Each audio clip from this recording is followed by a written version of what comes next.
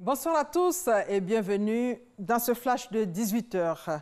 Le Salon des infrastructures d'Abidjan a ouvert ses portes aujourd'hui sur le site du futur parc d'exposition route de l'aéroport Félix Houphouët-Boigny de Port-Boué. Thème: penser l'aménagement du territoire en intégrant les réseaux intelligents. C'est le groupement ivoirien du bâtiment et des travaux publics qui a organisé ce salon après la deuxième édition en 2014. Nous y reviendrons à 20 h.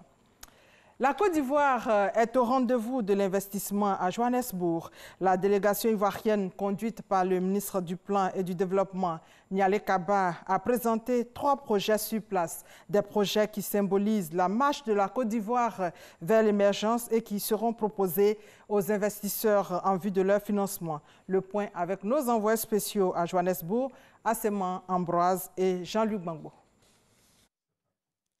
La délégation ivoirienne tentera de séduire les investisseurs étrangers, d'abord avec le projet de l'aérocité d'Abidjan. Un projet de ville aéroportuaire à bâtir sur une superficie de 3700 hectares près de l'aéroport international d'Abidjan. Ensuite, le projet d'un nouvel aéroport à San Pedro et son aérocité qui transformeront la deuxième ville portuaire du pays en un véritable pôle économique et touristique. Et enfin, le projet de développement minier intégré de l'Ouest qui mise sur une liaison par chemin de fer de 500 km entre la ville de San Pedro et celle de Mans, à quoi s'ajoute la construction d'un terminal minéralier sur 20 hectares. Tous des projets, de grands projets, tous des projets structurants, tous des projets que l'État voudrait voir sortir pour pouvoir donc accélérer le volume des investissements et la marche donc vers l'émergence du pays. Des projets qui coûteront plusieurs centaines de milliards de francs CFA pour leur réalisation. Des projets surtout attractifs qui épousent les 5 grandes priorités de développement en Afrique définies par la Banque africaine de développement. Nous attendons vraiment qu'à l'issue de ce que moi j'appellerais un roadshow, des investisseurs crédibles, des investisseurs solides, des investisseurs qui ont foi en l'avenir de la Côte d'Ivoire puissent vraiment nous accompagner pour réaliser ces projets-là. La Côte d'Ivoire mise sur les réformes et l'assainissement de l'environnement des affaires pour convaincre les investisseurs. Des réformes qui ont permis au pays d'opérer un retour au premier plan et de retrouver un leadership dans la sous-région.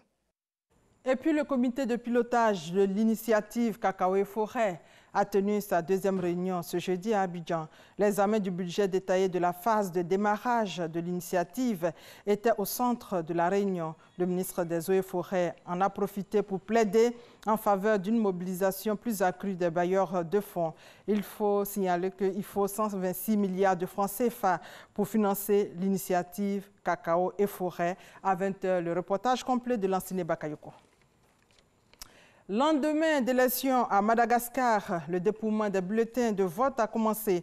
Pour que les choses soient transparentes, la Commission électorale nationale indépendante a commencé à publier sur son site tous les résultats, des résultats très partiels. Seuls les résultats de 313 bureaux sur plus de 24 000 avaient été mis en ligne.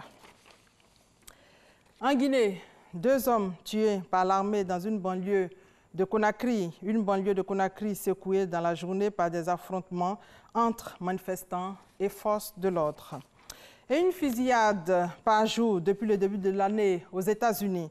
Ce jeudi, au moins 12 morts encore dans une fusillade dans un bar-discothèque en Californie dont le tireur, l'homme de 28 ans, ancien soldat, a fait irruption dans un lieu qui accueillait au moment du drame une soirée étudiante à laquelle plusieurs centaines de jeunes devaient prendre part selon un policier local. Et au Yémen, les combats s'intensifient.